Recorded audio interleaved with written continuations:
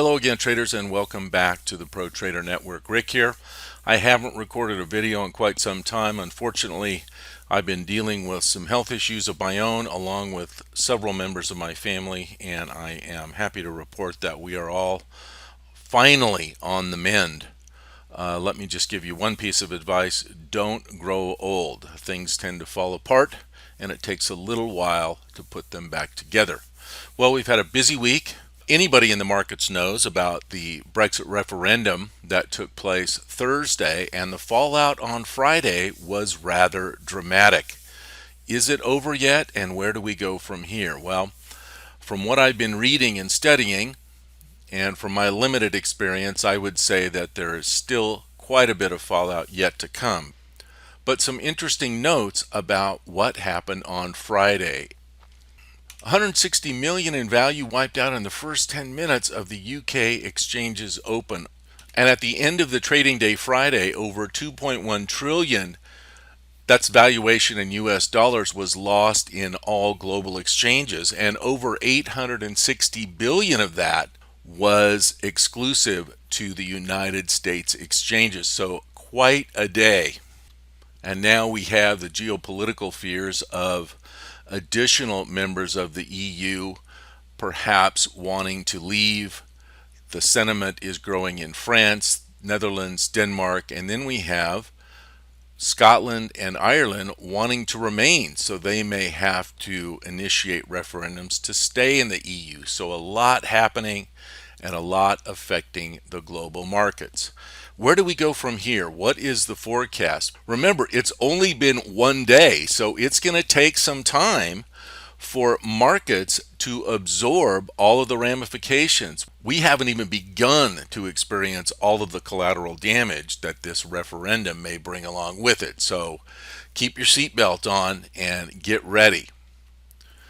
We have many investors and banks that have to completely reassess before coming back into any markets.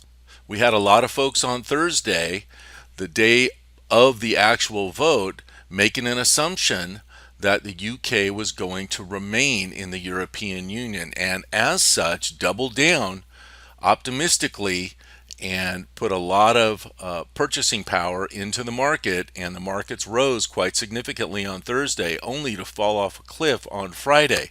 Margin calls were the action of the day at most brokerage houses. I have a couple of institutional traders that got margin called, and I know some retail traders that trade higher volumes in offshore accounts that also got margin called. So not unusual for such a dramatic and impactful event. I myself elected just to stay out of the markets for the week.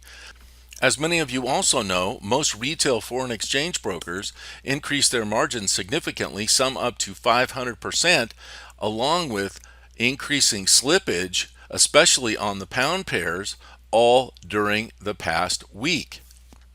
And that slippage was literally having variances with each tick.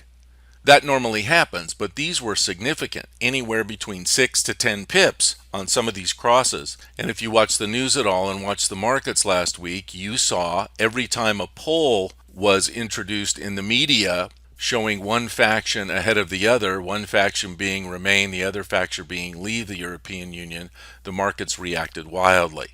So I just decided not to risk any capital and not get pushed around by people with a lot more resources than I have available. In their initial email, my broker told me that Sunday they would revert back to normal 1% margin, so I'm hoping that is indeed the case. Let's take a very brief look at our charts. I really have no analysis to provide until some of this shakes out.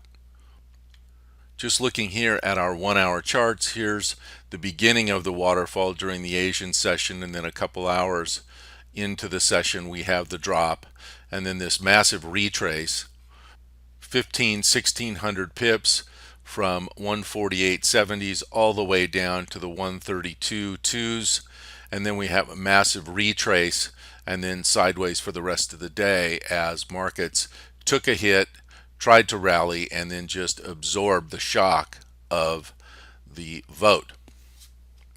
And you can see totally congruent on all of the pound crosses, a couple of the euro crosses, And if you look even at the smaller time frames, these candles were up and down and up and down and up and down. A lot of whiplash going on, and people were trying to make sense of the referendum vote. I am hoping that all retail Forex brokers revert back to their original margin requirements, and that a lot of these slippage numbers normalize so that orders can be executed in a reasonable amount of time, and we can enter the market with a lot more confidence that our orders will be filled and our profit targets will be honored, and that our stops will also be honored if we find ourselves in a drawdown or the market moves against us. Our job is to be alert and be diligent. Make sure we stay focused, follow our rules, and I'll see you next time.